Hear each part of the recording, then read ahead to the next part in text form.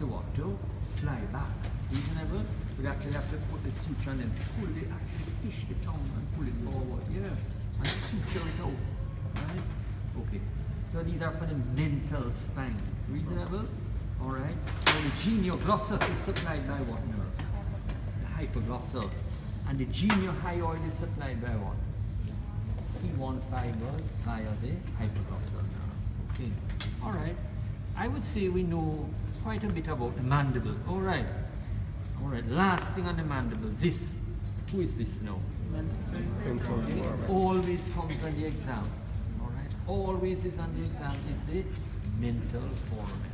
Right. Look here, Richard. Very interesting. This one is what? Duplicated. Right. See there, that's duplicated. Right. So this is a rare thing to find. You know. So I'm looking at it as a rare thing to ever find is duplicated. Okay. So what's happened is that inferior alveolar nerve will travel right down to this level in the canal, right? And then will divide into which nerves? Inferior alveolar always asked in the exam. At this point, inferior alveolar will divide into which branches? What are the branches that are given off right here at the mental foramen? A mental nerve that comes out and an incisive branch, right? So that always comes in the exam. The inferior alveolar nerve will divide into a mental and an incisive branch. Reasonable? So when you get an inferior alveolar block, I don't know if you've ever had it and they've deposited the anesthetic, and the whole side of here feels all dead, and then even, sorry, the skin right out here feels all dead. Isn't that so? Because you have done the whole block. No. Very interestingly, going right close to the inferior alveolar nerve is the lingual nerve. Right. So if the dentist is not careful and the dentist is not a good dentist, sometimes he may end up in the lingual nerve. Right. So I had a medical student and he was very sad for him. He went for the whole block and the dentist went shush with the needle right through the what? Through the lingual nerve and damaged the lesion on the lingual nerve. Lingual nerve is controlling taste. Alright? So for years after, what's happened is that when the nerve regenerated, the taste modalities all switched around. So when he eats chicken, he thinks he's having chocolates. When he's having rice, he thinks he's having ice cream. Everything in the whole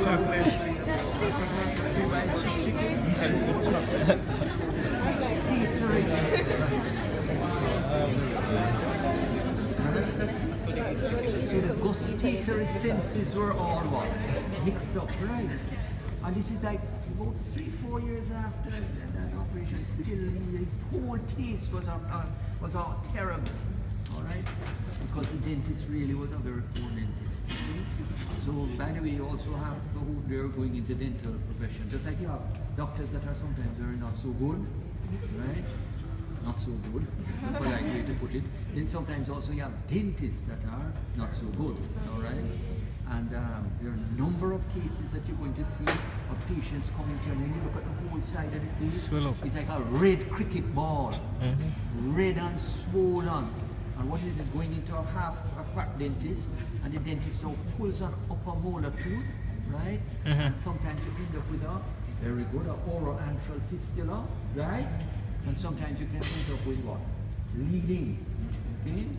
You end up with bleeding. And then some people have somewhat bleeding disorders.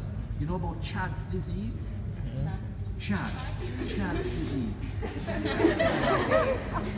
They call cold agglutinin something, but basically it's when the clotting factors, basically when the person is exposed to cold, the clotting factors don't really work at all very well. So you can read up about Chad's disease, all right? But you sound there. So another friend of mine, he had his tooth that went to a stupid dentist, boom, pulled out the thing, and the dentist never asked him about anything, nothing like that. And man, he was swallowing a whole heap of blood and went home and was hemorrhaging badly. So I had to call my ENT friends and said, look man, this my friend is dying. So I had to rush him with my wife to the hospital, straight on to the ward and all of that. While I'm pushing him on what, wheelchair and all of that. Woof, a whole heap of blood is vomiting out. Right? So and then they got to quickly get him into theatre and start to what? Stichium, oroantral fistula, and bleeding what? Disorder. Reasonable? All right, so very, very important. All right, so we know everything about the mandible. Blood supply is inferior alveolar arterial branch of the maxillary, okay? And we see where all the muscles of mastication are attached, okay? All right, what is the most important foramen on the skull for you? What's the most important foramen on the skull for you? All right, so see, this is from our last exam here. You see the pointers are still left back? All right, so you see these pointers are still left back here. Okay, what is the most important in terms of gut? What's the most important foramen on the skull in terms of gut? And what is its shape? Oval. And that is the what? The foramen ovale. Okay? So I'd say there's a 100% chance that when we go into the exam, the foramen ovale must be there. Reasonable? The foramen ovale. And what passes through foramen ovale? Nicolini. How do you remember? Lady in the pink. How do you know the structure is passing through foramen ovale? What? Male. How do you remember? Male. What's the name of the lady in pink? Sabrina. So Sabrina, males give a lot of trouble, yes or no? Very good. Very good. So males, all right? There are really a lot of trouble. Sabrina, there are a lot of trouble? She smiles, she smiles for mothers. So male, right? So male stands for what? Mandibular division of trigeminal. A is what? Accessory middle meningeal artery, right, which is going to supply the trigeminal ganglion. L is lesser petrosal nerve, and E is emissary vein. All right, let's just look for a moment at the lesser petrosal nerve. Okay, what do you know about the lesser petrosal nerve? What do you know about the lesser petrosal nerve? Anything even on a piece of paper? I should have brought paper down from my office.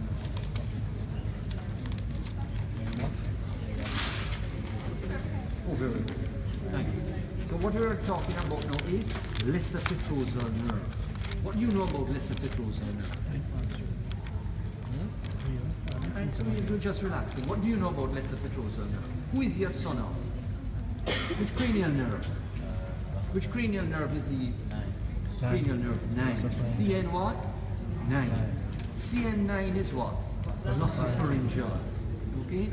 When you think of glossopharyngeal nerve, what do you think of? When you think of glossopharyngeal nerve, what do you think of? 1. Secreta motor to the largest salivary gland, which is the parotid. What else do you think of? 2. We think of posterior third of tongue.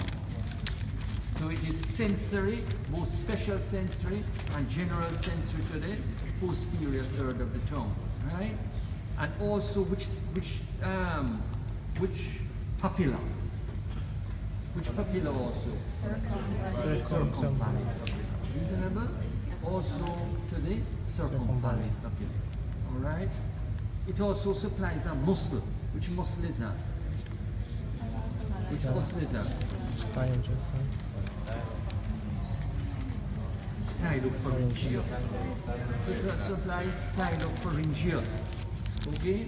So when you look at the stylopharyngeus muscle, like that, when you look at the stylopharyngeus muscle, right, you'll actually see the nerve making a little loop around the stylopharyngeus muscle. Right? And that nerve is the glossopharyngeal nerve. Okay? So the glossopharyngeal nerve is supplying it. So it is secreta motor to the parotid, there. Okay. No, this is an autonomic. Let's kill 2 birds with 1 stone. This is an autonomic what? Pathway. Where this is what? Preganglionic cell body. That is preganglionic fiber. That's postganglionic cell body. That is postganglionic fiber. Okay? So let's just for fun, not for fun, but for the exam too. The parotid salivary gland. That's the largest of the salivary glands. Right? Have you done parotid salivary gland yet? Yeah. Okay. Where is it? Where is it? Where is that gland situated? Where's the parotid gland situated? Below the internal meatus. Where is it situated? Between the TM joint Alright, and in a space known as the retromandibular fossa. It is situated in a space known as the Can I have another piece of paper? Not a good story. Situated in the retromandibular fossa. Okay? So thank you. So the parotid gland is situated what? Between bone. Yeah, it's situated between bone and bone. Right? What two bones is it situated between? It's situated between the anteriorly and the parotid gland looks like a what? A slice of cake. Reasonable? It's just like a slice of cake. Alright? Just like a slice of cake like that. That's exactly what the parotid gland is. Alright? Just like a slice of cake. Okay, so look, watch here now. Let's look at a little diagram here. Richard, that's a man's nose. Reasonable? Reasonable? Well, he has a fat face. Alright? So this parotid gland is right here. Reasonable? And this is the mandible right here. And back here, that is the mastoid process. So the parotid gland, which is the largest and the most important of the salivary gland, and is the one also that you end up seeing a lot of pathologies with. So a lot of pathologies end up with the parotid gland. And then what's the problem when we get pathologies of the parotid gland? Nicole, no. What happens with pathologies of What happens when you get pathologies of the parotid gland? You have blockage. No man, what is the seriousness of the pathology of the parotid gland? So the parotid gland there, that is the pharynx. So what's the problem with the parotid gland? What's the problem with the parotid gland? When you get a tumor of the parotid gland. Alright? So what structure passes through the parotid gland like that? This is a horizontal section through the facial nerve. Right? And then now when the facial nerve travels through the parotid gland, what does the facial nerve do? Supply the muscles of facial expression. So when there's a tumor and you have to go into that parotid gland, sometimes the patient ends up with all the side of the face what? All those muscles just paralyzed, isn't that so?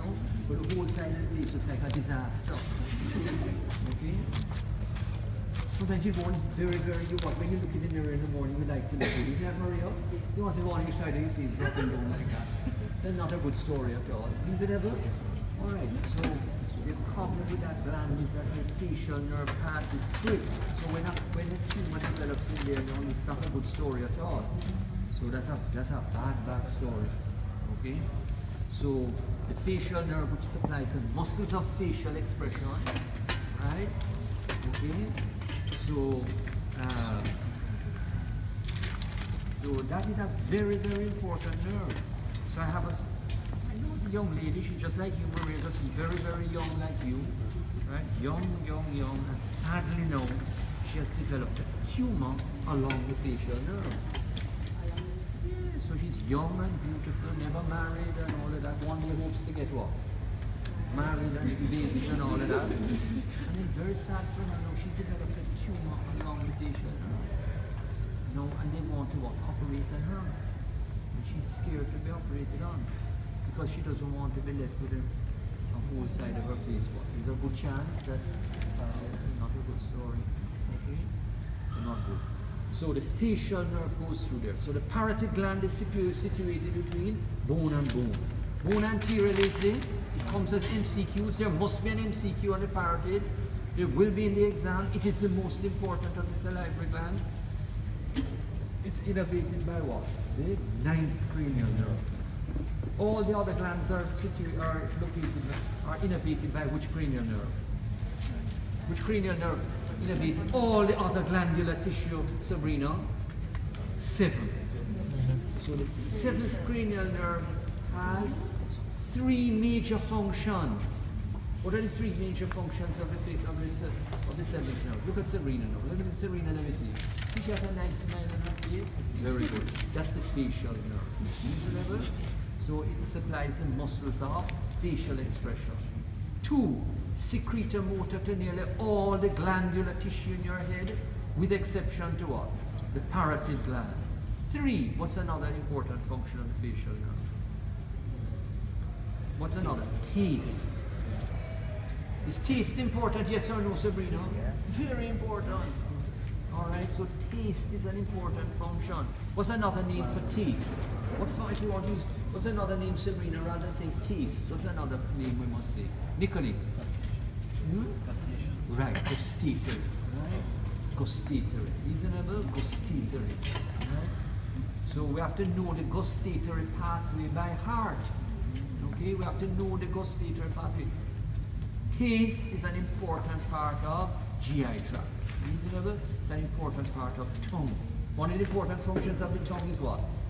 Taste. Very good. Very good. Alright, where are we? What's the last little function of the facial nerve? It has one little function there that is very not so great, and that is sorry, it just sends it a little bit of the air. Okay, just a little bit of the air. Okay? But most important, motor to muscles are facial expression, and Dr. Thomas would like to ask you which arch. Muscles of facial expression are developed with which of the pharyngeal arches, which are the bronchial arches. And if you ask Maria, she's hot and on the ball, second. Excellent. Maria's on the ball, second arch. Muscles of mastication are which arch? First arch. The mandibular division of trigeminal. Second arch are the facial nerve. What are we discussing? The parotid gland. Very good. All right. So, and how did we get to the parotid gland? The lesser petrosal nerve. Very good. And how did we get to the lesser petrosal nerve? The foramen ovale. Very good. Okay. So the foramen, you see anatomy like a spider web. Everything what? Connects.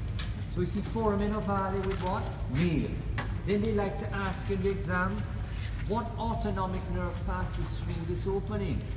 And the autonomic nerve that passes through this opening is what? The autonomic nerve passes through this opening is what, Nicolene? The autonomic nerve passing through foramen ovale is what?